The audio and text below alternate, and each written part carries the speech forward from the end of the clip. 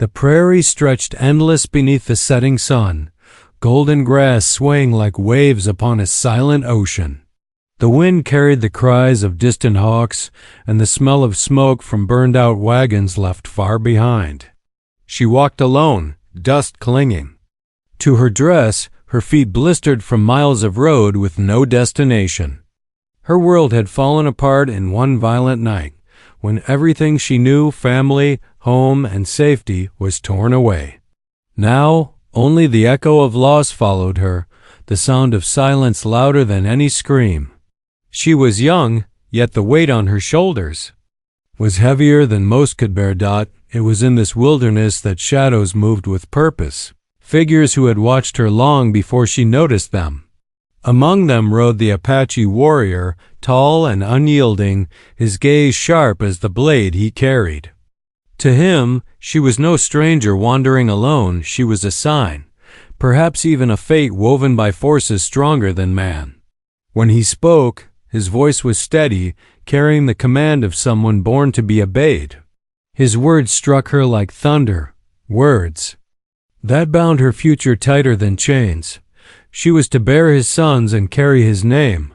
She stood frozen, unable to answer, caught between fear and defiance. The fire in his eyes told her there would be no easy escape.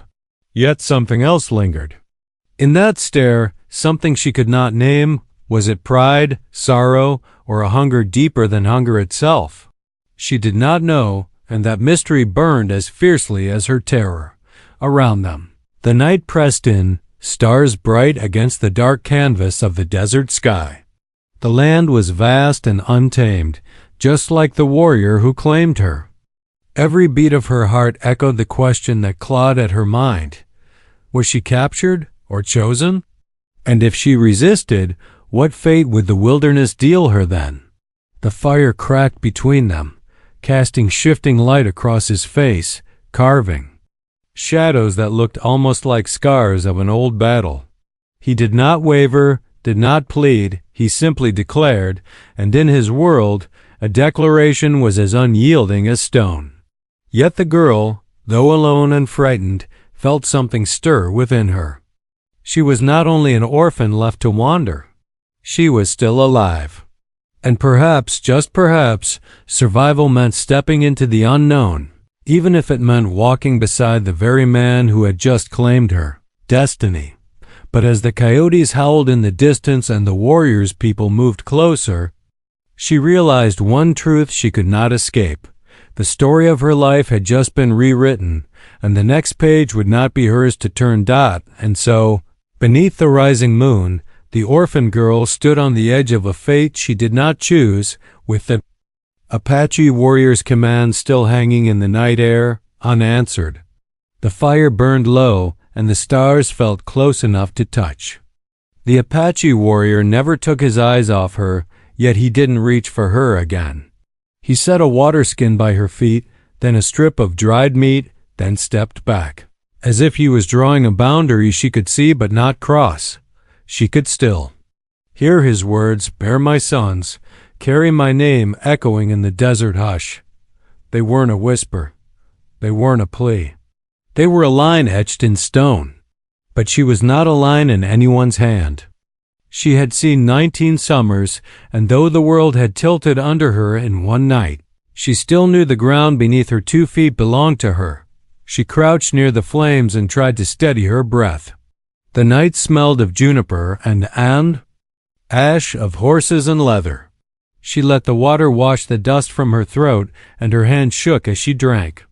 The warrior watched her in a measured way, not unkind, not gentle, just certain.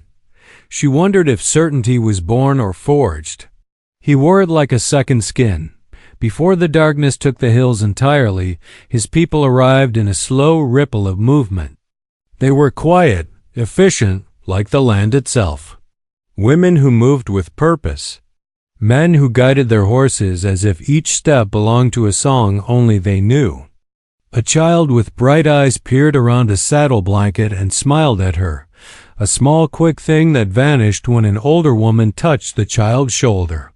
The orphaned white girl, she thought, a phrase she imagined following her like dust. And him, the Apache warrior, who had claimed her, stood like a gate that opened and closed on his say-so. An elder woman stepped close, her hair streaked with silver, her eyes steady as polished stone. She spoke low with the warrior in words. The girl did not understand, then turned and studied her face. No pity there, and no hatred either. The elder's gaze felt like weighing, a measure taken without malice. The woman offered a blanket. The girl hesitated, then took it and said, "Thank you." The elder nodded once, as if the word itself was a small step worth noting. They didn't tie her. They didn't shove her to the ground. They gave her a place to sit by the edge of the fire circle. The warrior set himself across from her, a silhouette cut out of flame. He spoke in English, each word firm, sometimes searching, as if he had learned the language by holding it up to the light. "You will walk with us," he said. "This place is not safe. The soldiers come. The outlaws come. Coyotes find the weak." His eyes did not leave hers. "I did not take you only for me, not only for me." The words snagged on her fear and held there, odd and heavy. She wanted to ask him everything at once. Why her? Why speak of sons and names as if she were a field to plant? Why look at her with that strange sorrow in his gaze, as if he could already see the weight she had carried before he arrived? She looked down at her hands. Dried blood had sunk into the cracks of her knuckles from the long day and the broken hours before that. In her skirt pocket lay the small locket she had kept through everything, a locket with a tiny sketch tucked inside, the only image left of the two people who had raised her. The locket was warm from her body, like a heart. She touched it and saw her father's careful face, the way he had always looked past the horizon when he thought no one saw him. She saw her mother's hands, weathered by work, always gentle. Their wagon had burned 2 days ago after a storm spooked the team and the lantern fell. The fire had run hungry through dry canvas. She had shouted their names while smoke wrapped around her like a blindfold. She never found them. She never found 2 of the other families either. Maybe they had got clear and went another way. Maybe they were beyond her reach forever. She raised her eyes to the warrior. "My people, my family. I have to try to find them." "Your people," he said softly, as if tasting the shape of the words, "are not here. The trail is cold. The desert takes what it takes." He lifted his chin toward the west. "We move at dawn. You come. After a small pause. After we see." He didn't say no. He didn't say yes. He laid down a path and left the end out of sight. Later, when she lay with the blanket around her, she couldn't sleep. The camp murmured with low voices and soft horse sounds. The warrior walked the circle, a shadow slipping between starlight and flame. She watched him and tried to guess the story that put the scar along his jaw and the old ache in his left shoulder. He moved like a man who had learned caution the hard way. Once, he stopped and looked toward the dark ridge, and in that stillness she understood he was listening for danger, the way her father once listened for a change in the wind before rain. She dozed at last, then woke with the quick crack of dawn in the cold air. A strip of pale light pulled the edges of the land clear. Before anyone else moved, she stood and began to walk. She didn't run. Running would break the spell of quiet and whip the camp into alarm. She simply walked out between the junipers, her boots whispering in the grass, the locket a small anchor against her ribs. She made it as far as a dry wash before a horse stepped into her path. The warrior sat the saddle as if he had grown there, reins loose, eyes patient. He didn't look angry. He looked inevitable. He held out a water skin. "Not this way," he said. "The soldiers' road is near. They will see you first. Then they will see us." She stared up at him. "I don't belong to you." His jaw tightened for one heartbeat, then eased. "The land does not belong to me either," he said. "Still, I walk it." He glanced toward the rising light. "Come back. If you choose to go, you will go when we are ready." "Ready for what?" she asked. He looked past her shoulder toward the camp invisible behind the slope. "Ready to keep you alive." There wasn't much to say to that. She took the water, drank, and gave it back. He led the horse slowly beside her as she returned. No one shouted at her when she stepped into the circle again. The elder woman gave her a bowl of hot broth and nodded toward the edge of the camp where the pack horses waited. A couple of young men scouts, she thought, watched her with guarded eyes, measuring the shape of trouble she might bring. They broke camp with a grace that came from practice. Every task fit a pair of hands without need of command. They carried only what mattered. When they moved out, the warrior rode at the front and the elder woman at his left. The girl found herself walking between a woman close to her age and a boy who couldn't stop sneaking glances at her dress. The woman offered a small smile. "You keep your locket close," she said. "Good. Things we keep close remind us who we are." The girl nodded, surprised to hear English spoken so gently. "Do you have a name I should call you?" she asked. The woman's smile widened. "You can call me Willow. Everyone else does." She tipped her chin toward the warrior. "Him? You will learn his name when he decides you should know it." The boy snorted. Willow shot him a look that quieted him at once. They moved across the flats, the sun lifting, heat gathering without warning. The land opened and closed like a book written in rocks and washes, mesquite thorns, and butterflies that flared blue and vanished. The pace was steady, and the girl found that the steady pace hurt less than fear. With a rhythm to hold, her mind opened to old memory. She remembered the first time she saw the mountains, their backs like sleeping animals under the clouds. She remembered a trading post where a man spoke Spanish and English and told stories about a band of Apache people who had saved his life in a winter storm, who had given him fire when night could have taken his breath. She remembered her mother saying, "Kindness doesn't have a color to it. It has a temperature. You'll know it by the warmth." She thought of that now as Willow refilled her cup without being asked. As the elder woman handed her a strip of cloth to wrap a raw heel. As the warrior set the pace so no one lagged behind. Kindness, yes, but also something else. A tightness in the air that suggested danger coming like weather. Near midday, they rested under cottonwoods along a trickle of water that flashed light like scattered coins. The girl washed her face and, out of habit, checked her locket. The hinge had loosened, and when she opened it, the small sketch almost slipped free. She caught it and frowned. The edge of the paper showed a faint pattern she had never noticed. A beaded line drawn in the corner by a careful hand triangle stepping like mountains, then a small circle.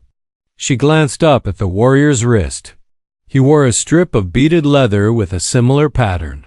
Her skin prickled. Coincidence, she told herself. Beads were beads. Patterns were patterns. And still, the warrior crouched across from her, dipping water with his hand. He watched her study the sketch. "What do you carry there?" he asked. "My family," she said. "Or what's left of them." She hesitated, then held the locket so he could see the drawing, the tiny beaded mark. "Do you know this pattern?" He looked at it for a long heartbeat, then another. Something unreadable moved behind his eyes. "It is old," he said. "It belongs to a story." He stood, drying his hand on his leggings. "The elder will tell it when we stop tonight." "Tell me now," she said, a sharper edge on her words than she meant. He weighed her, as if judging whether her voice would shatter if the answer was heavy. "Tonight," he repeated, not unkind, and walked to check the horses. They moved again when the light began to tilt. Shadows cut long and blue across the ground. The scouts that had seemed merely watchful in the morning now fanned wider, their attention like drawn wire. Willow kept close to the girl's side. "There are rumors of a sweep," she said, keeping her tone even. "Soldiers moving fast.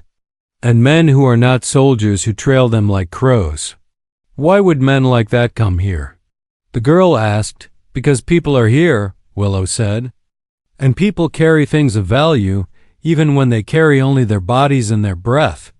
The girl looked at the warrior's back, at the way he scanned the ridge lines without seeming to turn his head. She wanted to hate him for laying a claim over her like a brand. She wanted to be grateful he was shepherding her through a land where she would have died by noon on her own. The two aunts scraped together and made sparks. When at last they made camp near a notch in the hills, the elder woman called them to the fire. The air smelled of sage and wood smoke. The warrior sat close enough that the light touched the plain of his cheek and the scar along his jaw. The girl handed the locket to the elder, who held it delicately and traced the beaded sign with one finger. "This mark," the elder said, "is a path laid down a long time ago. Once a child was lost in a spring flood. The river took the child from the arms of her mother and carried her far, where a trader found her and brought her to a settlement. The mother mourned, but she kept a pattern on her wrist and on her heart, so that if the child ever returned, the two patterns would meet again. The child would know she did not come from nowhere. She came from a fire that still remembers her." "Name." The girl's throat went tight. "You think I am that child?" "I think the desert is full of circles," the elder replied. "Some close, some stay open until we're ready to see them." She handed the locket back. "Names matter. Do you carry yours?" The girl hesitated. She had spoken her name only once since the wagon burned, and the wind had stolen it. To say it now felt like stepping onto a bridge you weren't sure would hold. "I do," she said, "but I don't think it's the first name I ever had." The elder nodded as if that answer satisfied something. "Then you will listen tonight, and after we will see where the pattern leads." Across the fire, the warrior's eyes never left the locket. He looked as if the pattern had taken hold of him too, though he would never say it aloud. When the elder fell silent, a young scout rushed into the circle, breathless, dust on his cheeks. He spoke quickly in their language. Every head lifted, every hand stilled. The warrior rose without a sound. He glanced at the girl, and for the first time since the night began, she saw something break through his certainty, fear, sharp and clear. He reached for his bow, then paused and took her arm, not roughly, but with an urgency that burned through the cool air. "Listen," he said. He tilted his head. She listened. At first, only the pulse in her own ears. Then it came the distant thud of hooves, too many to be a hunting party, too ordered to be wild riders. The sound crept along the spine of the hills, grew, spread, pressed against the camp like a held breath. The warrior looked toward the dark mouth of the notch where the sound was strongest. "They are coming," he said. He didn't say who. He didn't say why. He didn't have to. The camp moved at once, calm but quick, as if every soul there had rehearsed this danger 100 times in dreams. Willow grabbed the girl's hand. The elder pressed the locket back into her palm and closed her fingers around it. The warrior stepped close, and his voice dropped low, meant for her alone. "When I said, 'Bear my sons and carry my name,'" he said, "I spoke as my people speak of future and fire, of a house to keep the wind out. But there is more. There is a story in your locket that belongs to my clan. If I am wrong, I will lose face. If I am right." His gaze searched hers, and the desert felt small in the space between them. "If I am right, the name you think is yours is only half of it." The hoofbeats drew closer, a dark river rolling through the hills. Someone hissed from the rim of the notch. The warrior turned his head, eyes narrowing at a flash of metal in the last of the light. "Down," he said softly. The girl crouched. She closed her fist around the locket until the edges bit into her skin. She thought of her mother's voice and her father's far-seeing eyes, of the beaded sign, of the elder speaking of circles, of Willow's steady hand, of the boy who couldn't stop looking at her dress, of the warrior's scar, of the promise or threat in his words. The first shot cracked the air like a whip. Horses screamed. The hills threw the sound back in jagged echoes. The warrior moved, a streak of purpose, and the girl felt the ground tilt under her all over again, the story slipping its old skin. Somewhere in the smoke and dust, a new name rose to her lips, one she had never said out loud. It tasted like ash and rain. She almost spoke it, almost. The sound of hoofs and shouting swelled until it swallowed everything. The warrior's hand brushed her shoulder once, a brief anchor, then vanished into the storm. She did not run. She did not hide. She knelt there with the locket burning in her palm, waiting for the moment that would decide what blood and name meant in a land where the wind knew all the stories and none of the endings. The hills shook with the thunder of hooves and smoke thickened as the firelight wavered.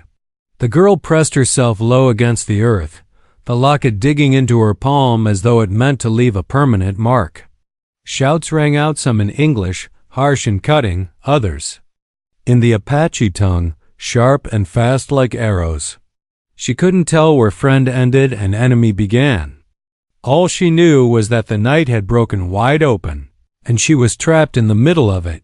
The warrior moved through the chaos with purpose, his bow bending in swift arcs, arrows loosed with the certainty of a man who had done this more times than he cared to remember.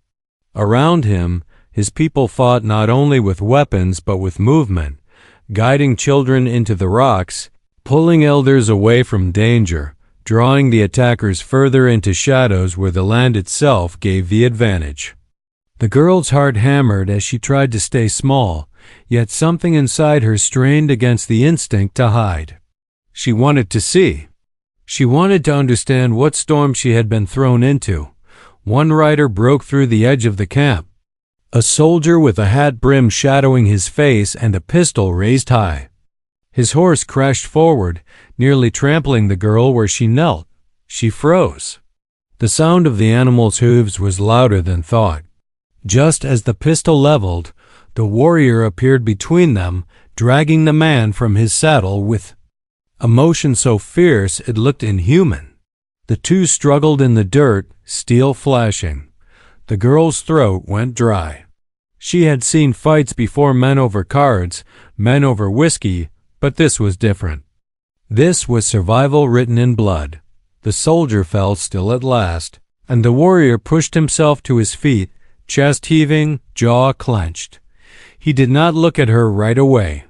He simply wiped his blade on the ground and lifted his eyes toward the ridge where more riders surged like black waves. The fight wasn't over. It was only beginning. She scrambled to her feet and felt a hand grab her arm. Willow, eyes wide, pulling her back toward the shelter of the rocks. "Stay with me," Willow urged. "You are not ready for this fight. I don't belong here." The girl whispered, though the words tasted weak on her tongue. "You belong where the earth lets you stand," Willow said, her grip tightening.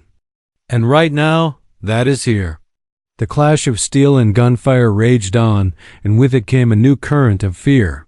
What if this wasn't only about land or raids?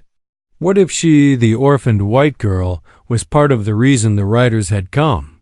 The thought stung, and though she didn't want to believe it, she remembered the way the warrior had spoken of her locket, of her connection to a story older than she understood. If others knew of that mark too, if others believed she carried something of value, then her presence was not only a burden, it was a beacon.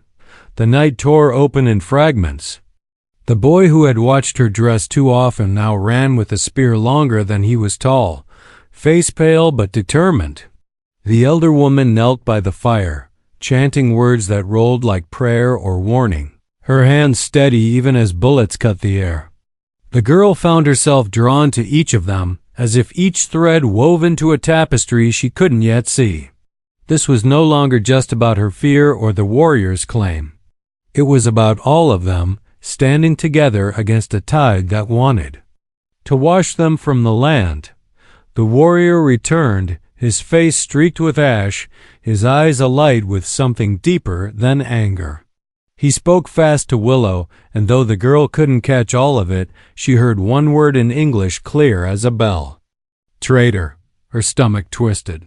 Somewhere in this night, someone had given their enemies a path straight to the camp. The thought cracked the air around her like lightning. Who could it be? And why? Willow's expression tightened, but she nodded and pulled the girl closer. We have to move again, she said. The ridge won't hold if more come. Where? The girl asked, her voice trembling. To the canyon, Willow answered. It hides what the desert reveals. But we must reach it before dawn. The girl followed, stumbling over rocks, her body screaming with exhaustion. Yet inside her, something had shifted. Fear still lived in her chest, but alongside it grew a sharp edge of resolve. She could not be only the orphaned one, dragged by fate from one set of hands to another. She had to see this through, even if she didn't yet know how. As they fled, the noise of battle fell behind them, muffled by distance but never gone. The warrior led the way, his silhouette a shield against the pale wash of moonlight. Twice he paused, raising his hand to signal silence, his head tilting like a hawk catching a scent. Each time the girl held her breath, praying the riders had not found their trail. Hours seemed to stretch like years until at last the ground dipped, and the black jaws of a canyon opened before them. Cool air spilled out, carrying the smell of stone and hidden water. The people slipped inside like ghosts, vanishing into the folds of earth, but safety was a fragile thing. As the girl sank against the canyon wall, clutching her locket, the warrior crouched beside her. His voice was low, urgent. This fight is not finished. They will follow. And if what you carry is what I believe, they will not stop until they take it. She shook her head. It's only a locket. A picture. He leaned closer, eyes burning in the dark. No, it is a name. A bloodline. A reason for them to come. That is why you were left alive when the fire took your wagon. They want you alive. The words stabbed through her, cold and sharp. Laughed. Alive. She thought of the night flames devoured the camp, how she had screamed into smoke, how silence had answered. Had it all been chance? Or had unseen hands chosen her fate long before the warrior found her? She closed her fingers around the locket until the metal cut deep into her skin. She wanted answers. She wanted her family. She wanted to know who she was beyond a claim and a command. But all she had now was a canyon filled with strangers, a warrior who spoke in riddles, and the sound of hoofbeats still echoing in her skull. And, above it all, one truth wrapped tighter with each passing moment. She could not run from this story. It had already found her. And whatever waited in the dark would demand she face it. The canyon walls rose tall around them, the shadows deep, the night stretching long. Sleep would not come. Not when every rustle could be enemy or ally. Not when the warrior's eyes still searched her as if the shape of her face might unlock the secret he chased.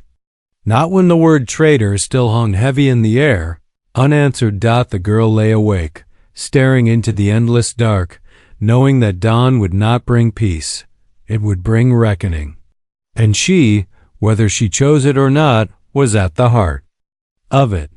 The canyon seemed to breathe around them, its walls holding the night like a secret. Shadows bent in strange ways, and every whisper of wind sounded like a warning. The girl pressed her back to the stone and tried to calm the tremor in her chest, but it was no use. The locket felt heavier now, as though the tiny sketch inside had grown into something more than paper and memory. She could not stop thinking of the warrior's words, that she had been left alive on purpose, that she carried something worth chasing. The camp moved with quiet discipline, torches shielded, voices hushed. Children huddled near their mothers, elders leaned on the young, and the scouts fanned out, slipping into the cracks and ridges like smoke. Yet beneath all that quiet, tension pulsed, thick as the night itself. The girl could feel it pressing on her, the awareness that the riders would not give up. She could almost hear them already, just beyond the canyon rim, waiting for the first mistake. The warrior stood apart from the others, his bow strung, his knife at his hip. He didn't pace. He didn't show fear. He only watched, eyes cutting into the dark as if he could see farther than anyone else. The scar along his jaw caught the torchlight now and then, and each flicker of light seemed to deepen the story of who he was. She wondered how many battles had written themselves on his skin, how many times he had stood between danger and his people. But even in his steadiness, there was an edge tonight, a weight that came not only from the threat outside but from something within. He kept glancing at her, not with softness, not with cruelty, but with an urgency she could not shake. Every time his gaze landed on her, she felt the locket burn hotter in her hand. Whispers ran through the camp, half in English, half in Apache. She caught fragments, traitor, soldiers, the girl. Her stomach turned cold. She had known these people only days, and yet she already understood the danger of being an outsider. If anyone believed she was the reason for the raid, their patience might turn. Even Willow's kindness could not shield her forever. When the elder woman spoke, everyone listened. Her voice was soft but cut through the whispers. She spoke of the old pattern, the beaded sign on the locket, the story of the lost child swept away by the river. Some faces turned toward the girl, some with wonder, others with suspicion. She wanted to speak, to tell them she didn't understand, that she was no more than a wanderer who had lost everything. But her throat locked shut. The warrior broke the silence. "They come at dawn," he said, his voice low but certain. "We must be ready." His eyes swept the camp, then landed on her again. If they want her, they will not leave without her. Her heart kicked hard against her ribs. The way he said it clear, blunt, made her want to run into the canyon and never look back. Yet there was no escape. If she ran, the riders would find her. If she stayed, she was the very thing drawing danger closer. Either way, her presence was a fuse waiting to burn. The boy who had carried the spear earlier stood close, eyes wide, his knuckles tight around the wood. He looked at her as if she were both curse and miracle. Willow placed a hand on his shoulder, grounding him. But even she could not hide the worry in her eyes. The night stretched thin, and with it came the sound they had all been waiting for, the slow, steady echo of hooves against stone. Not rushing, not wild, but measured. The kind of sound made by men who knew their prey had nowhere left to run. The girl's breath caught. The riders had found them. The scouts slipped back into the camp, their faces grim. One spoke fast, his voice clipped, and the warrior answered with a sharp nod. The elder woman closed her eyes, murmuring under her breath. Willow tightened her grip on her spear, and the boy swallowed hard, his fear plain. The warrior crossed the camp in long strides and stopped before the girl. His eyes locked onto hers, fierce and unyielding. "Do not move unless I tell you," he said. "Do not speak unless I ask you. Your locket carries more than you know, and tonight it may decide life or death." She opened her mouth to protest, to tell him she was no one's decision, but the words broke apart as the sound of voices echoed down the canyon walls. English commands barked into the dark, torches flaring against stone. Shadows moved along the rim, long and stretched like claws reaching down. The warrior lifted his bow, and the camp shifted into silent readiness. The girl clutched the locket so tightly her fingers went numb. Her pulse hammered so loud she could barely hear anything else. She thought of her parents, of the night the wagon burned, of the fire that had left her wandering. She thought of the possibility, whispered by the elder, that she was not only an orphan but a lost child meant to be returned to a people she did not yet know. The canyon air thickened as the first figures stepped into sight, rifles gleaming. The riders moved with confidence, spreading wide, certain of their advantage. A voice rang out, cruel and commanding. "Give us the girl, and no more blood needs spilling." Every eye in the camp turned to her. The girl felt her knees weaken, heat rushing to her face. She wanted to scream that she didn't know why they wanted her, that she wasn't worth the fight. But before she could speak, the warrior's voice cut through the canyon like iron. "She is under my name," he said, his words like a wall, "and no one takes what belongs to my fire." The riders laughed, but there was unease in the sound, as if his certainty carried more weight than they wanted to admit. The girl's chest heaved, her mind racing. She didn't know whether to feel fury at being claimed again, or a strange, fleeting safety in the shield his words created.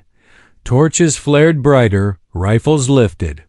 The canyon narrowed with tension, every breath held on the edge of violence. The girl felt it building, the storm about to break, the story about to change forever. And as the first arrow flew, slicing through torchlight, she knew there was no turning back. The canyon exploded with fire and sound, the climax of every path that had led her here, and yet the ending still hovered just out of reach, waiting in the smoke. The canyon roared with fire and steel. Arrows cut through the smoke, rifles cracked against stone, and the cries of men and horses tangled into a storm of chaos. The girl pressed her back hard against the canyon wall, the locket hot in her palm, the metal biting her skin as if it wanted to brand its secret into her forever.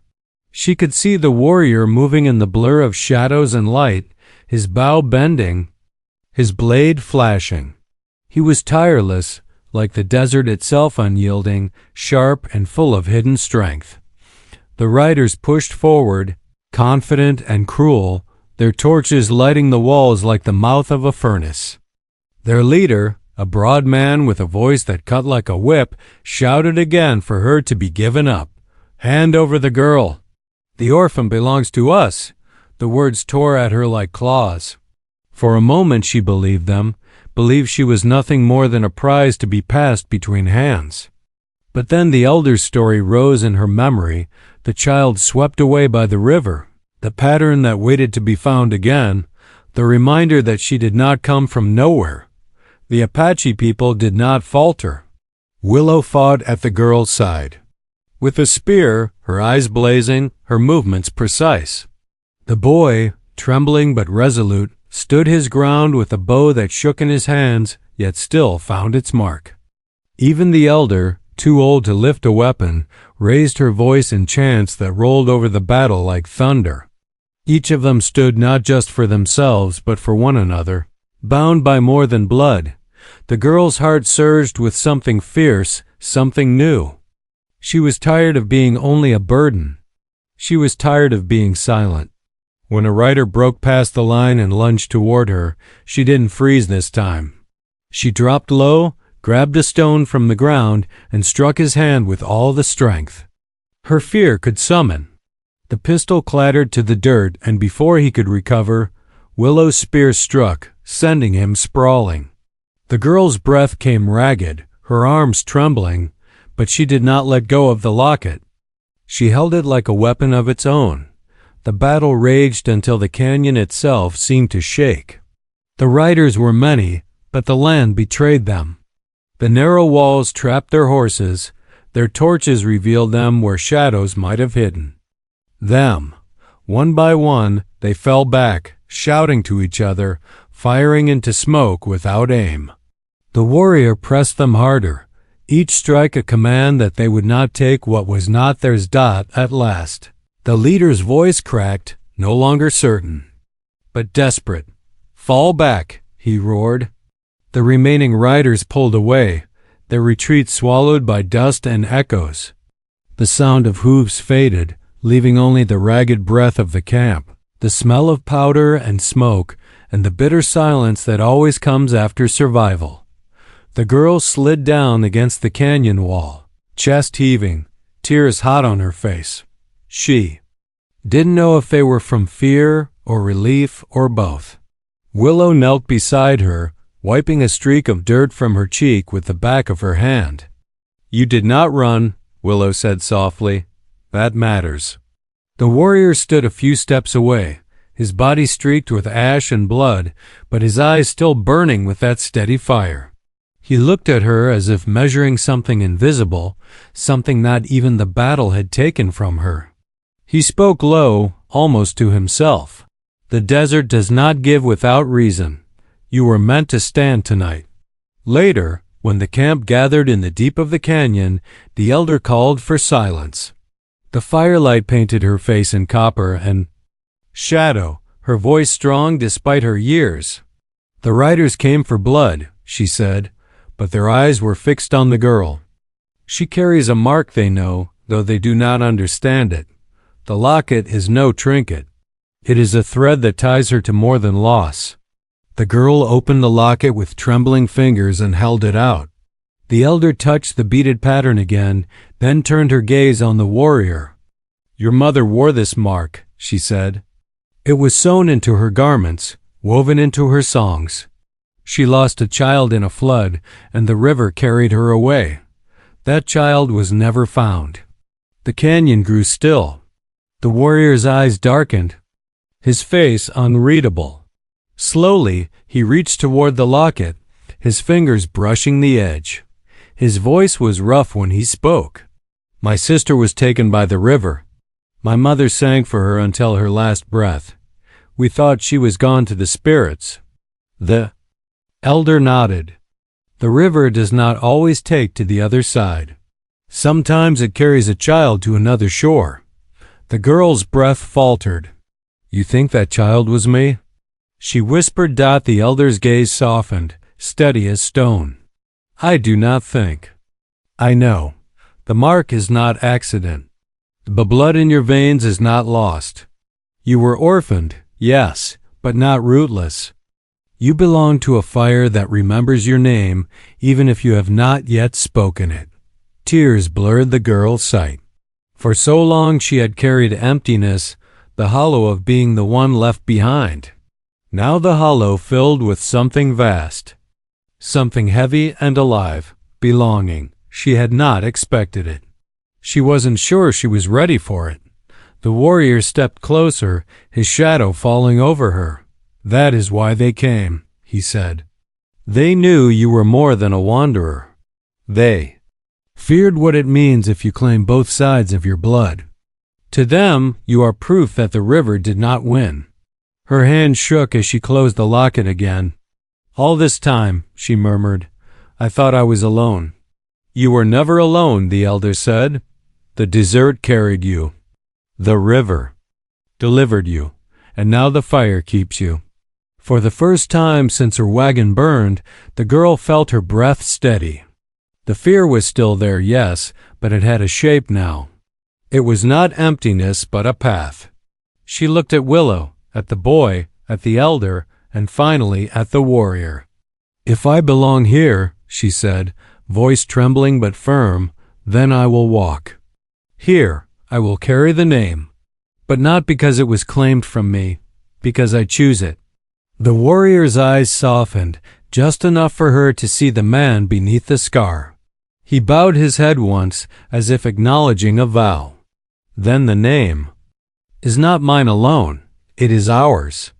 The canyon fire burned low as the camp settled into silence, the night finally still. Above them, the stars stretched endless.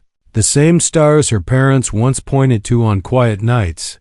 The same stars the warrior's people had followed for generations. For the first time, she saw them not as reminders of what she had lost, but as lights guiding her toward what she might yet become. The locket rested against her chest, warm with memory, heavy with story. She closed her eyes and listened to the night. The echoes of battle would fade, the riders would return to their shadows, but the truth remained. She was no longer only the orphaned white girl. She was the lost child returned, the thread woven.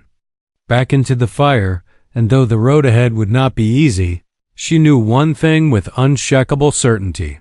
She would no longer walk it alone.